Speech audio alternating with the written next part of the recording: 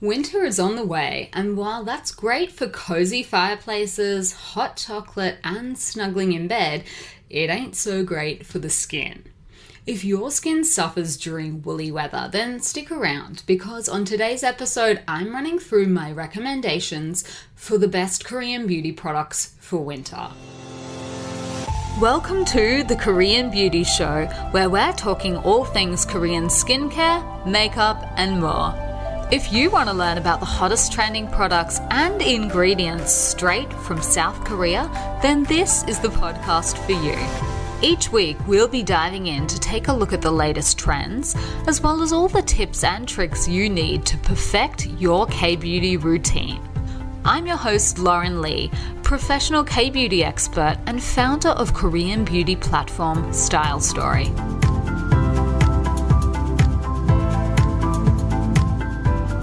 Today's episode is brought to you by Style Story, your go-to for K-beauty. Shop online at stylestory.com.au and discover unique brands you won't find anywhere else, plus cheap international shipping. Guys, on this week's K-Beauty News headlines, there was a recent presentation at the Export Expansion Strategy Seminar for 2021 in Korea, and that seminar indicated that the two big trends for the industry next year in 2022 are going to be clean beauty and eco-friendly. So when it comes to clean beauty, the data is actually showing that consumers are going to remain interested in everything from the perceived cleanliness of the ingredients in their cosmetics to the certifications of the products as well. And safety of products is going to be a big focus moving forward thanks to the impact of COVID-19. There is also going to be a shift from focusing just on the packaging of the products themselves to looking at how they are actually sold as well. In terms of eco-friendly trends, there is expected to be more emphasis on zero waste and sustainability generally. And globally, there is a push to ban microplastics, as well as policies to encourage the use of environmentally friendly ingredients as well. The seminar also reported a massive uptick in home care and self-care brought on by the virus. Korea has reported a growth in the export of nail enamel products, and in the States there has been a big uptick in DIY and self-care categories for beauty. So these were the news headlines. I'm going to say it's interesting to see clean beauty expected to continue because I feel like this has definitely been, on the boil for a very long time. I know certainly in the Instagram beauty community, there has been a lot spoken about the clean beauty movement, potential problems with it, and how it's framed. So I'm interested to see that. I would love to know if you guys like the concept of clean beauty. Is this something that you are actively looking out for when you're purchasing products? I would love to know.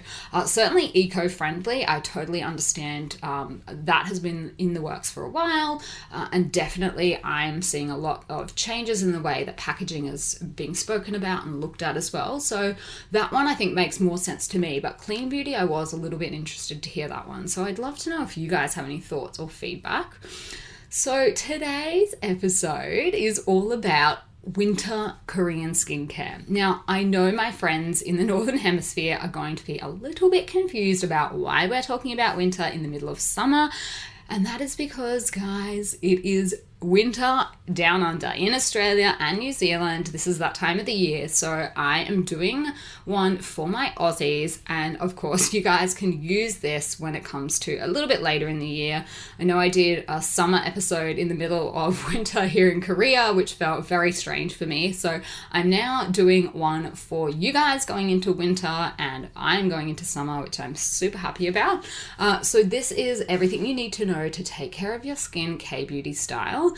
If it's not winter where you are, then look, hopefully these tips are all going to be relevant when it comes around, so you won't have too long to wait probably.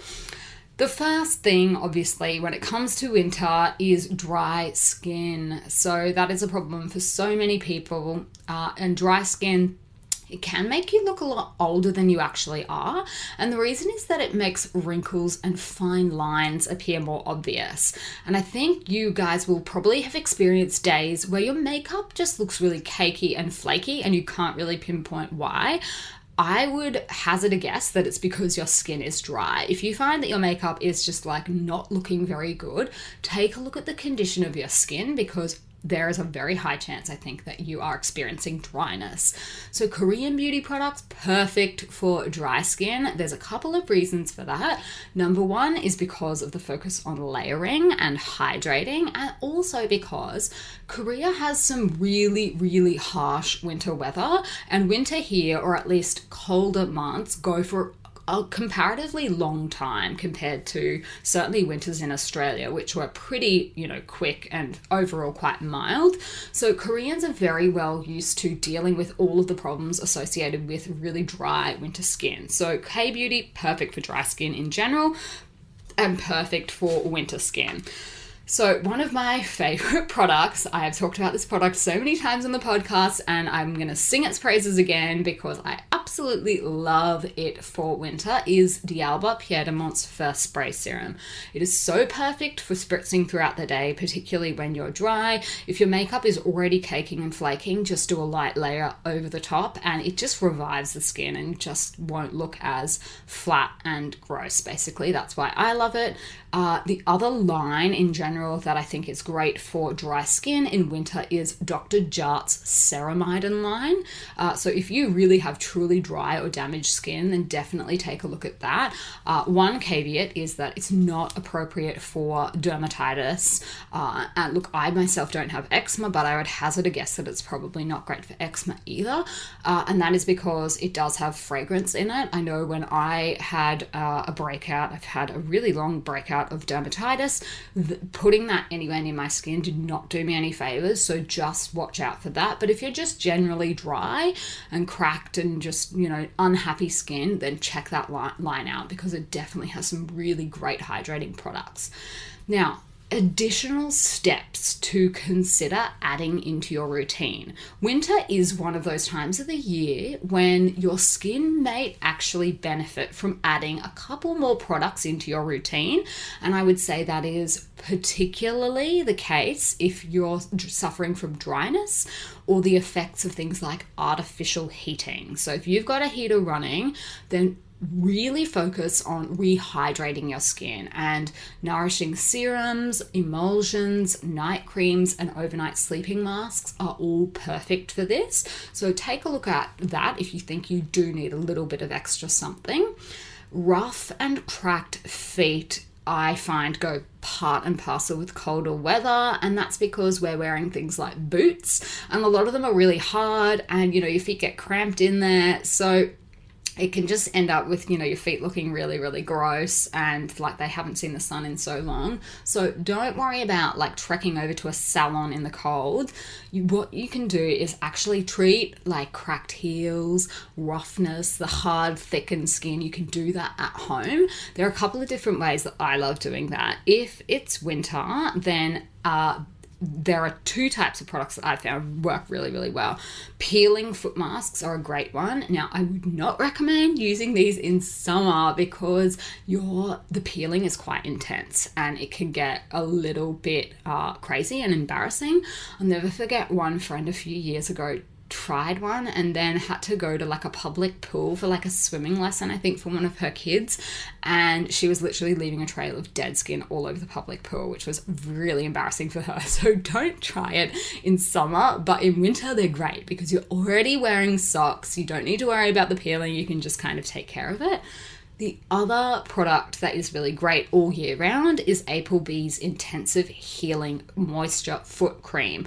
Now that is one that I was shocked how well that worked because I love the peeling foot masks and I thought, well, there's no way a cream could work that well. But I actually did some before and afters, which I think I posted on my Instagram, of my feet one time when they had really gross blisters like peeling off the ends of them. And within a week of using that cream, literally, it was back to like a baby foot. So it does work.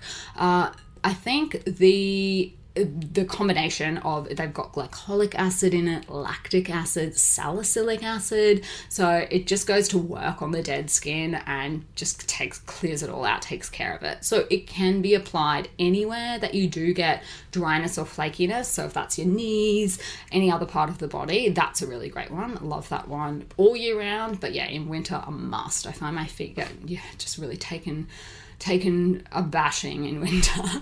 Now, chapped lips, pretty common in winter as well, particularly if the wind comes up. I find that it's just like, it can be a really vicious cycle. They get dry, you lick them, they get more dry, and then before you know it, it's just a big mess, and they're right in the middle of your face, so it's quite hard to hide.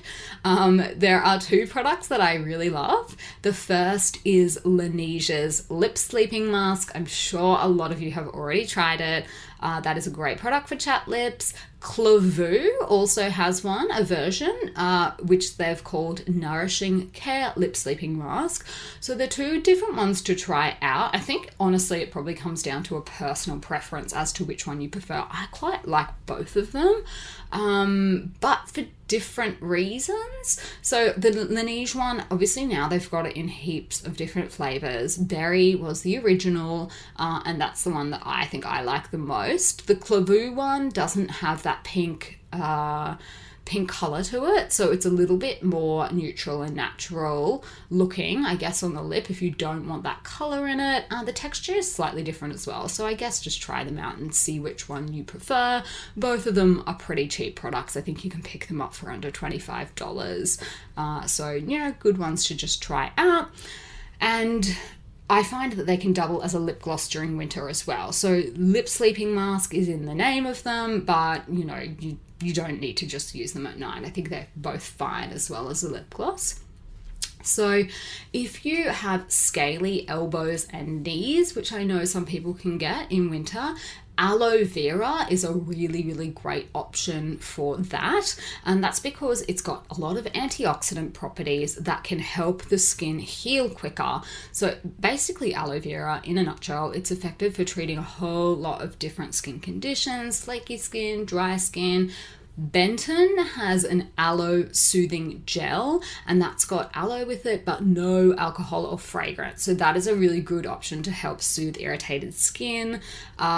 It might not be enough hydration for the face if you actually have dry skin, being that it is just a gel, but I think for things like scaly knees and elbows, a great option.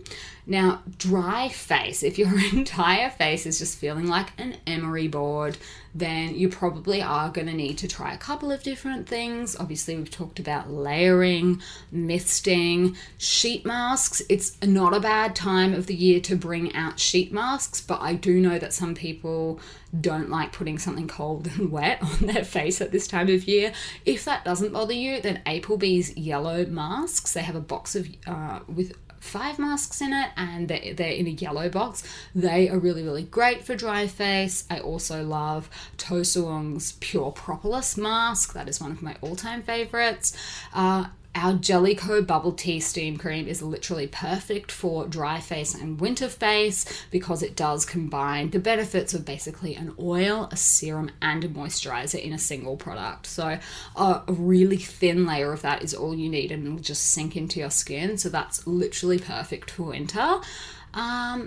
So they are some tips and tricks that I have if you are wondering how to sort of combat winter skin K-beauty style. That is all the kind of things that we do.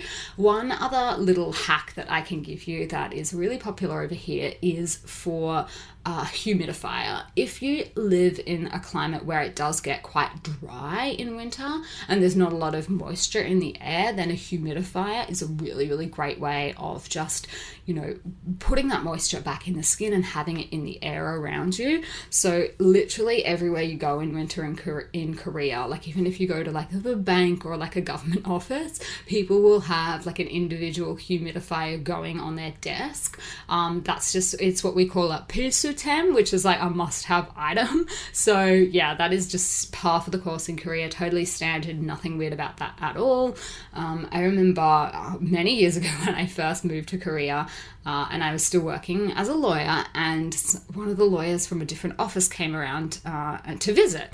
And he was like, what is going on here? Why does everyone have these things going? And so we had to explain to him, you know, the air over here is totally different. It's really, really dry. Like your eyes get really dry, your face gets dry. You need one of these. It's an absolute essential. He just thought that was the wildest thing ever. So after that many years here now, I don't even blank when I see it, but I know for a lot of people visiting Korea in winter for the first time, they're like, did I miss the memo? Yes, you did. Humidifier is awesome. And of course, artificial eye drops too. If you do get really dry eyes in winter as well, artificial eye drops can be really, really helpful just to get a little bit of moisture back, particularly if you are in front of a screen all day. There's just no helping that sometimes. So they are my top tips. A little bit of a combination of things that we do over here that I've seen other people doing. So I hope that was helpful, guys. If you are planning on taking up any of those for this winter, please let me know. I would love to know. And if you want to keep the conversation going, then come and join us on Facebook. Style Story has a Facebook group that is K Beauty Down Under. So you can type that in on Facebook and come and find us. And yeah, we're happy to answer any questions, get chats going, product recommendations, whatever you want. It's basically just a private space for K-beauty lovers to come and chat all things Korean skincare. All right, I'm going to leave it there for this week. I hope you enjoyed, and let's chat next week.